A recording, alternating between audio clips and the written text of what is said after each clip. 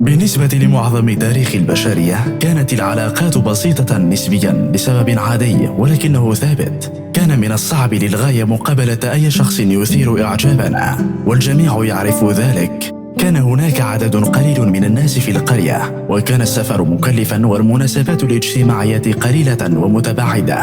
كان لهذا العديد من العيوب، فقد شجع الناس على قبول العروض من الخاطبين الذين لم يقتنعوا بهم، وهذا يعني أن الشخصيات التي كانت ستسعد بعضها البعض ماتت وحيدة ولم تتحقق بسبب وجود عدد قليل من الجبال أو الأنهار بينهما. لذا استخدم تقنيون عبقريتهم لتصحيح هذه العقبات التاريخية وتزويدنا بخيارات لا تنتهي.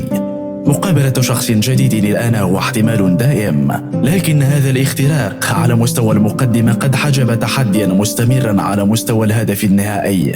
ربما أصبح من السهل مواجهتنا، لكن ليس من السهل علينا أن نحب.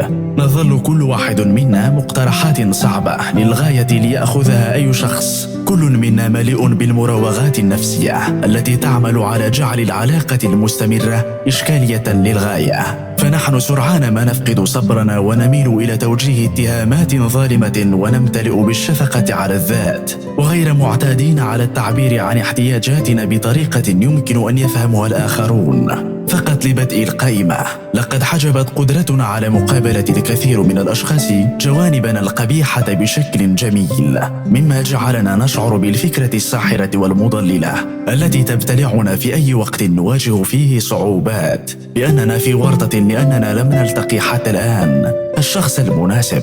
والسبب وراء وجود الاحتكاك والشوق، كما نقول لأنفسنا، لا علاقة له ببعض الخيانات العنيدة في طبائعنا أو المفارقات في حالة الإنسان ككل.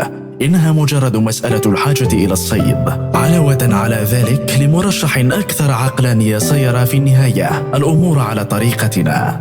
لقد استنفذنا الوعد بالاختيار من الصبر والتواضع اللازمين للتعامل مع التوترات التي قد تأتي في طريقنا أيا كان من نكون معه. ننسى أن الجميع تقريبا هم أشخاص محتملون ساحرون طالما أننا لا نعرف شيئا عنهم. جزء مما يتطلبه الاستعداد للحب هو تخيل الصعوبات التي لا يمكننا حتى الآن معرفة الكثير عنها بالتفصيل، مثل المزاج السيء الذي سيختبئ خلف الابتسامات المفعمة بالحيوية، والماضي الصعب الذي يكمن تحت العيون البراقة، والنفسية المتشابكة التي تكمن تحت حب معلن للتخييم والهواء الطلق.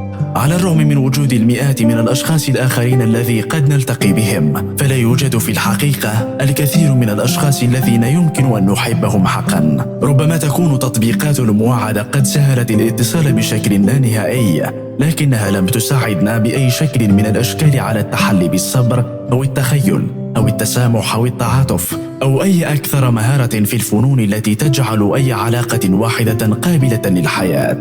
وبالتالي ستظهر معظم المشكلات التي نواجهها مع شريك معين بأشكال مماثلة مع أي شخص تقريبا قد نعثر عليه. العمل الحقيقي الذي يجب أن نقوم به ليس بمجرد إلقاء نظرة معقولة الاستمرار في محاولة التعرف على أشخاص جدد، بل هو الوصول إلى عمق ما يجعل من الصعب العيش مع أي شخص يمكن أن نتعامل معه. سنكون مستعدين للحب عندما نتخلى عن بعض إحساسنا المتحمس بالإمكانية، وندرك أنه على الرغم من أنه قد يكون لدينا العديد من الخيارات، إلا أننا في الواقع ليس لدينا الكثير من الخيارات. قد يبدو الأمر مظلما، ولكن هذا بطريقته الخاصة سيكون إدراكا متحررا يمكن أن يساعدنا في إعادة توجيه طاقاتنا بعيدا عن الدائرة المرهقة للمواجهات الجديدة، نحو البحث عن النضج العاطفي المتبادل الذي يمكن بناء الحب الحقيقي عليه يوما ما.